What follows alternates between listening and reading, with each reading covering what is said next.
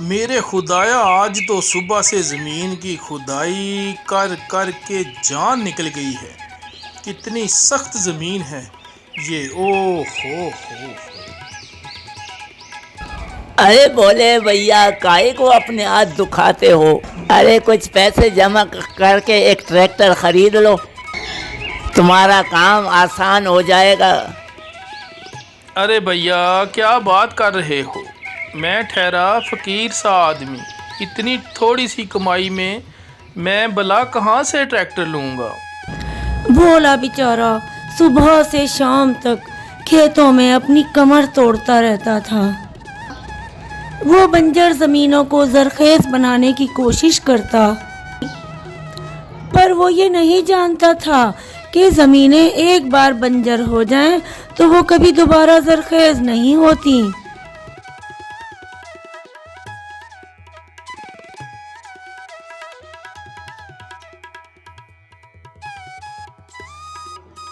अरे अरे, ये क्या है? लगता है कोई बर्तन है। थोड़ा इसे और खोद कर देखता हूँ।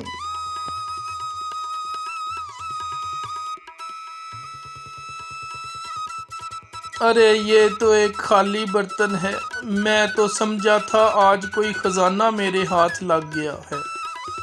मेरे अल्लाह, हम गरीबों के लिए भी कुछ अच्छा लिखा है या सारी जिंदगी ही गुजर जाएगी यूं मेहनत करते करते? भोला भूख से मरा जा रहा था कि इतने में उसकी नजर आमों से भरे एक दरख्त पर पड़ी। उफ, आज तो भूख से मेरी जान ही निकल गई। एक काम करता हूँ, पहले थोड़े आम खा लेता हूँ, बाकी की ज़मीन फिर बाद में खोदता हूँ।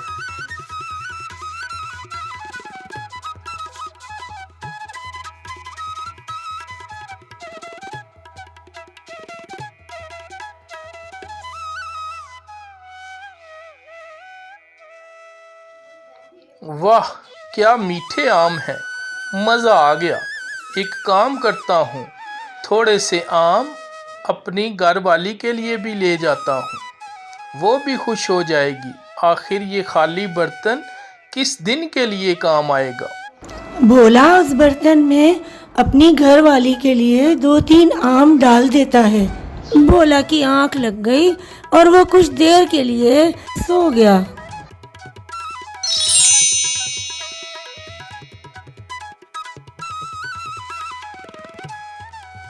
है मेरे खुदाया, ये क्या हो गया? मैंने तो इस बर्तन में सिर्फ 2 आम डाले थे, फिर ये तो आमों से भर गया है। लगता है ज़रूर इस बर्तन में कोई जादू है। चलो इसको एक बार फिर आजमाता हूँ। भोला फिर से उस बर्तन में 2-4 आम डाल देता है। आम फिर से बढ़ के ज्यादा हो जाते हैं और बर्तन आमों से भर जाता है। अरे वाह, अरे वाह वाह वाह, मज़ा आ गया। मेरी तो ईद हो गई। याहू! भोला खुशी से पागल हो रहा था कि उसे एक तिलिस्माती बर्तन मिल गया है। वो बर्तन को उठाए सरपट दौड़ा और घर की जानिब गया। अरे ज़ैनब, ओ ज़ैनब, अरे सुनती हो? जल्दी इधर आओ, आज तुम्हें जादू दिखाता हूँ। हाय हाय, ऐसी कौन सी मुसीबत आ गई जो सुबह सुबह इतना चिल्ला रहे हो? घर में खाने के लिए अनाज का एक दाना नहीं है, फकत एक आलू पड़ा है और तुम्हें जादू दिखाने की पड़ी है।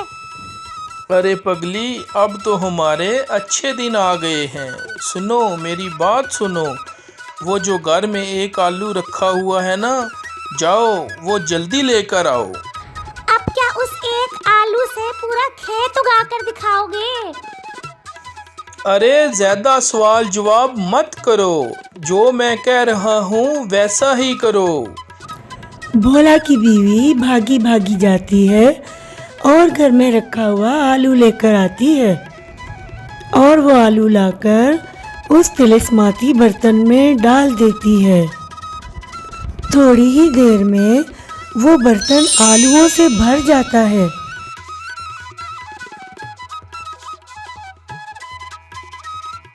हाय मेरे अल्लाह, उफ मेरे खुदाया, ये तो वाकई कमाल हो गया।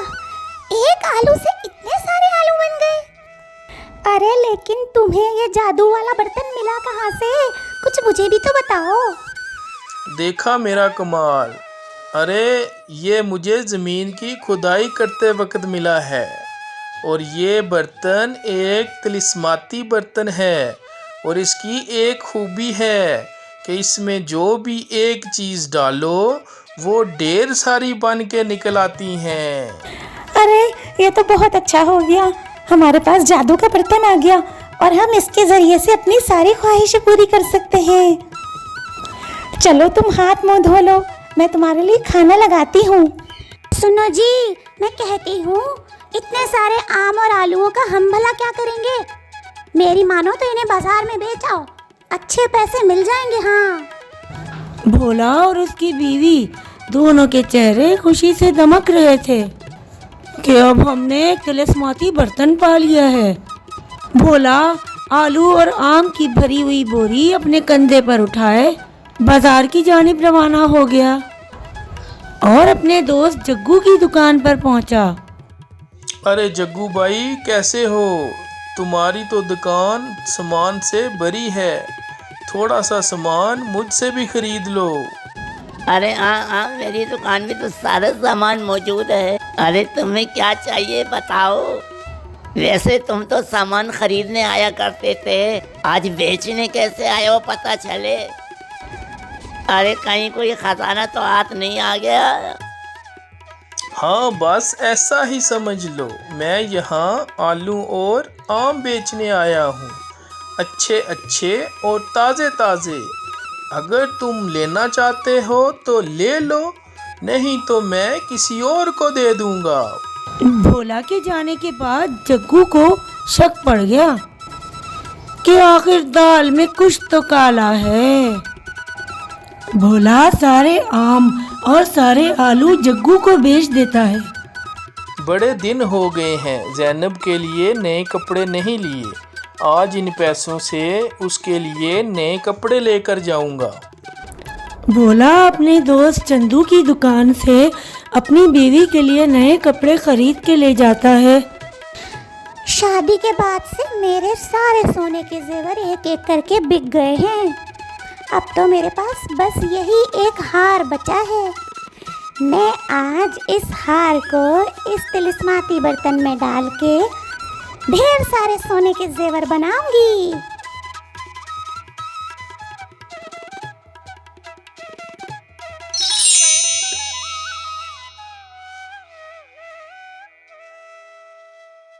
आय हाय, मजा आ गया, मजा आ गया, इतने सारे सोने के जेवर। अरे ये क्या, इतने सारे सोने के जेवर कहाँ से आए? किसी ने देख लिया तो क्या होगा? अरे कोई नहीं देखता, तुम तो पागल हो। अरे मेरी शादी का बस एक ही हार बचा था, वो मैंने इस जादू के बर्तन में डाल के ढेर सारे सोने के जेवर बना लिए। अरे ये कपड़ा कितना प्यारा है, इसका रंग कितना खूबसूरत है। लाओ जरा दिखाओ तो सही। ये तुम मेरे लिए लाए हो ना? लाओ मुझे दो।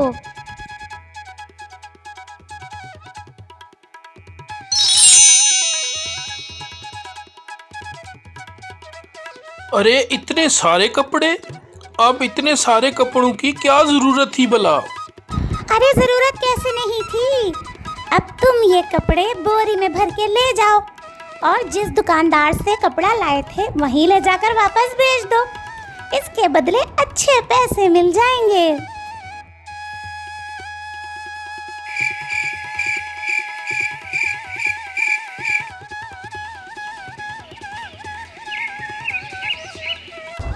भोला जल्दी जल्दी सारे कपड़े बोरी में भरकर बाजार ले जाता है और ले जाकर चंदू को बेच आता है। अब तो चंदू और जग्गू को पक्का पक्का शक हो गया था कि मामला कुछ तो गड़बड़ है। अरे ये बोला आखिर इतना अमीर कैसे हो गया? कल ही मेरी दुकान से ये कपड़ा लेकर गया है और आज इतने सारे कपड़े बेचने आ गया, वजह क्या है? अरे भैया मैं भी यही सोच रहा हूँ, दाल में कुछ काला जरूर है। तुम चलो मेरे कहने मालूम करते हैं कि बात क्या है। जग्गू और चंदू दोनों ने ठान ली कि अब हम भोला की सच्चाई जानकर ही रहेंगे। दोनों चुपके चुपके भोला के घर की तरफ चल दिए और खिड़की के पीछे से झांककर तमाशा देखने लगे। अरे सुनती हो, मैं बाजार से ये मुर्गी ले आया हूँ। अब हम इस मुर्गी से ढेर सारी मुर्गियाँ बना लेंगे और उनको मैं बाजार में बेच आऊँगा। इस तरह हमारे ढेर सारे पैसे बन जाएंगे।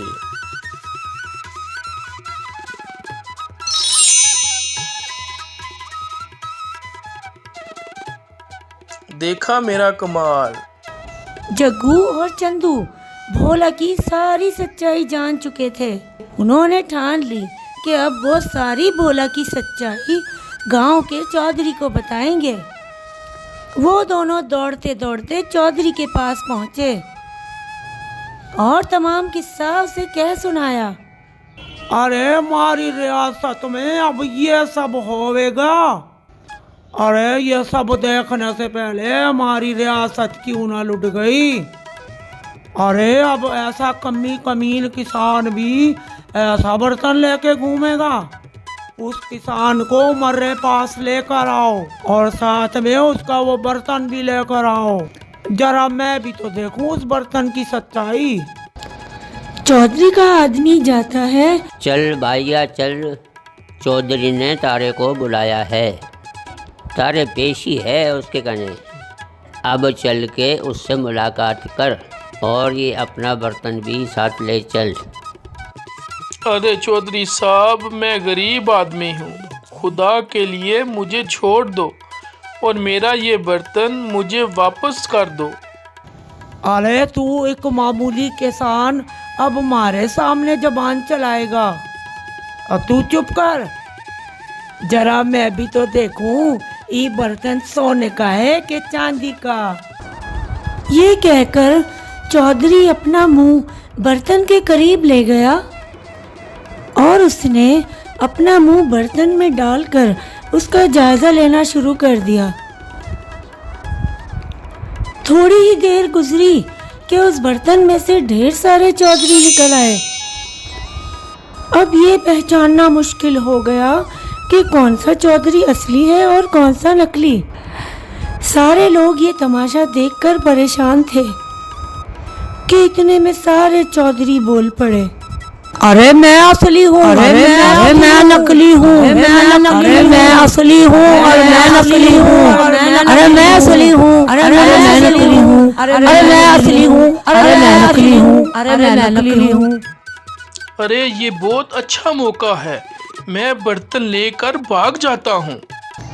भोला मौके का फायदा उठाता है और बर्तन लेकर सरपिट दौड़ता है और फौरन घर पहुंचकर अपनी बीवी को आवाज देता है।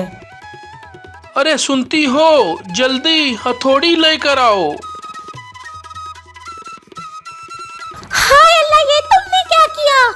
इतना कीमती बर्तन तोड़ दिया। मैंने जो किया अच्छा किया। हम गरीब लोगों के नसीब में ज़्यादा दिनों तक कोई भी खुशी लिखी नहीं होती।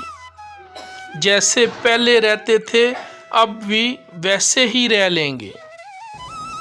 दोस्तों, देखा आपने और क्या सीखा इस कहानी से? इस कहानी से हमें ये सीख मिलती है कि गरीब के पास कोई भी खुशी बड़ी मुश्किल से ही आती है और अगर आ भी जाए तो वो उसे संभाल नहीं पाता और कुछ दिन वो अगर उसे संभाल भी ले तो वो खुशी छीन ही जाती है। इसीलिए कहते हैं दोस्तों कि अपने राज को राज ही रखना चाहिए। क्योंकि सारी बातें बताई नहीं जाती।